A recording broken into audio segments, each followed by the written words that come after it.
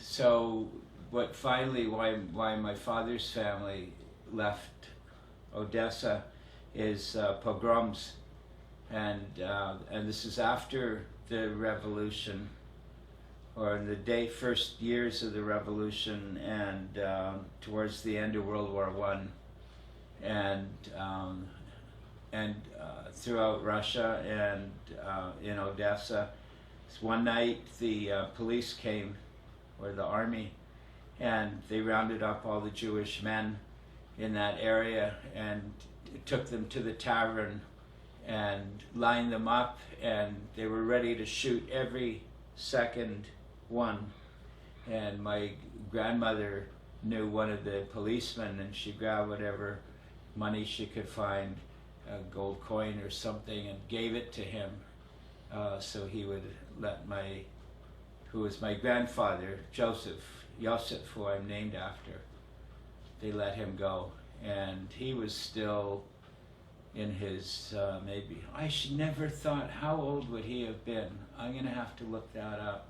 But I'm guessing about 35, 40 years old. And he went gray that overnight.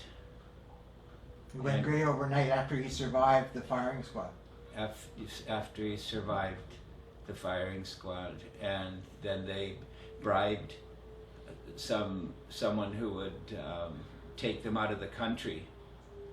And the night before they left, my father remembered.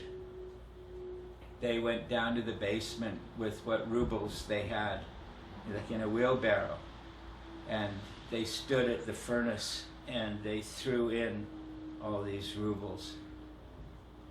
Strange, right?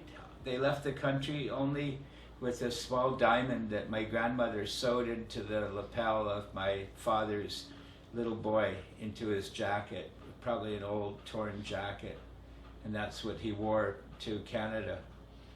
And so when they arrived in Halifax on the ship, they just had the diamond and nothing else? That's right.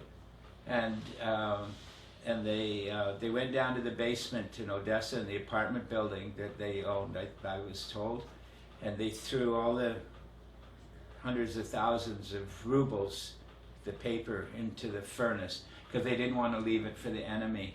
They're already leaving their country, the building, their family, their friends. They don't want to leave